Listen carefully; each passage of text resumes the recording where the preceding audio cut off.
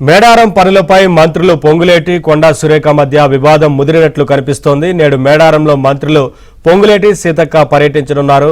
మేడారం పనుల పురోగతిపై సమీక్ష నిర్వహించనున్నారు. అయితే మేడారం పర్యటనకు మంత్రి కొండా సురేఖ దూరంగా ఉండనున్నారు. ముందస్తు షెడ్యూల్ కారణంగా మేడారం వెళ్లడం లేదని మంత్రి కొండా సురేఖ చెబుతున్నారు. సచివాలయంలో దేవాదాయ అటవీ శాఖ అధికారులతో సురేఖ సమీక్ష నిర్వహించనున్నారు. అయితే దేవాదాయ శాఖ మంత్రి కొండా సురేఖ లేకుండానే మేడారం పనులపై మంత్రి పొంగులేటి సీతక్క సమీక్ష చేపట్టనున్నారు.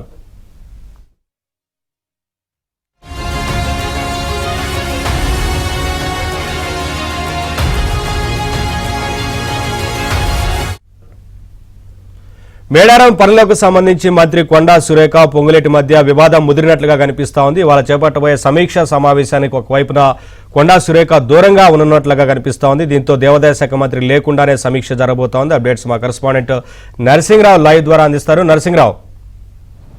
ఎస్ నవీన్, మీరు అన్నట్లుగా వివాదం అయితే ఇద్దరి మధ్యన ముదిరినట్లుగా కనిపిస్తుంది. ఈ మేడారం అభివృద్ధి పనుల సెంట్రిక్గా ఇద్దరి మధ్యన పెద్ద ఎత్తున వివాదం అయితే ముదిరి పాకాన పడ్డట్లే కనిపిస్తూ ఉంది. ఈరోజు మేడారం పర్యటనకి మంత్రి పొంగులేటి శ్రీనివాసరెడ్డి సీతక్క కొద్దిసేపటి క్రితమే బయలుదేరి వెళ్ళారు. ఈరోజు మరి కాసేపట్లోనే మేడారంలో అక్కడ జరుగుతున్నటువంటి అభివృద్ధి పనులను పర్యవేక్షించి ఆ పనులపైన సమీక్ష నిర్వహించనున్నారు. అయితే ఈ కార్యక్రమానికి మంత్రి కొండా సురేఖ మాత్రము దూరంగా ఉన్నారు.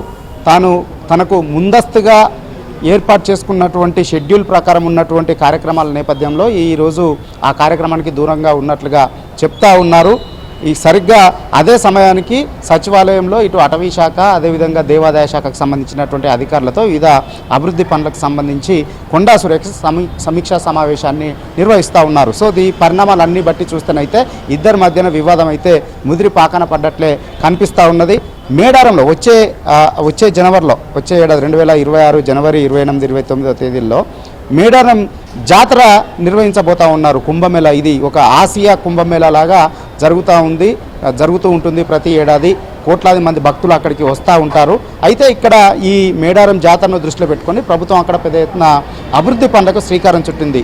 అక్కడ మాస్టర్ ప్లాన్ను సిద్ధం చేసింది. ఇటీవల ముఖ్యమంత్రి రేవంత్ రెడ్డి ఆ మాస్టర్ ప్లాన్ను కూడా ఆమోదం తెలిపారు. అభివృద్ధి పనులు కూడా అక్కడ చేపట్టారు. ఇటు గద్దెల డెవలప్మెంట్ కావచ్చు, అదేవిధంగా స్నానఘట్టాల ఏర్పాటు కావచ్చు, ఈ విధంగా అనేక డెవలప్మెంట్ కార్యక్రమాలకు అక్కడ శ్రీకారం చుట్టింది. రాష్ట్ర ప్రభుత్వం ఏకంగా 150 కోట్ల రూపాయలను కూడా అభివృద్ధి పనుల కోసము కేటాయించింది.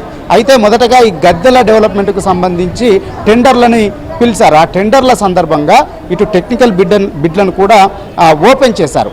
అయితే ఈ టెండర్ల వ్యవహారం అంతా కూడా దేవాదాయ శాఖ మంత్రిగా ఉన్నటువంటి కొండా సురేఖకు తెలియకుండానే జరిగిందనేటువంటిది ప్రధానమైనటువంటి ఆరోపణగా ఉంది.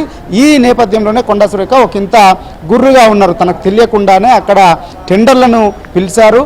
ఈ బిడ్లలో మంత్రి పొంగులేటి శ్రీనివాసరెడ్డి చక్రం తిప్పారు. పొంగులేటి శ్రీనివాసరెడ్డికి సంబంధించినటువంటి మనుషులకి ఆ బిడ్లలో టెండర్లు దక్కే విధంగా చక్రం తిప్పుతున్నారు అనేటువంటి ఒక అనుమానాలని మంత్రి కొండా సురేఖ వర్గం వ్యక్తం చేస్తూ ఉన్నది. ఈ నేపథ్యంలోనే అసలు దేవాదాయ శాఖ మంత్రిగా ఉన్నటువంటి తనకు తెలియకుండా ఏ విధంగా ఈ టెండర్లు వేస్తారు అనేటువంటి విషయం పైన ఒకంత కొండా సురేఖ అసంతృప్తితో ఉన్నారు. ఈ నేపథ్యంలోనే అప్పటి నుంచి ఆ కార్యక్రమానికి దూరంగా ఉంటూ వస్తున్నారు. ఈ నేపథ్యంలోనే ఈరోజు కార్యక్రమానికి కూడా దూరంగా ఉన్నట్లుగా పెద్ద ఎత్తున ప్రచారం అయితే జరుగుతూ ఉంది. అయితే తనకు ముందస్తుగా ఉన్నటువంటి కార్యక్రమాల నేపథ్యంలో వెళ్ళడనేటువంటి మాట చెప్తున్నప్పటికీ ఆ విషయంలో ఉన్నటువంటి అసంతృప్తి నేపథ్యంలోనే దూరంగా ఉన్నారనేటువంటి ప్రచారం అయితే ప్రభుత్వ వర్గాల్లో విస్తృతంగా జరుగుతూ ఉంది.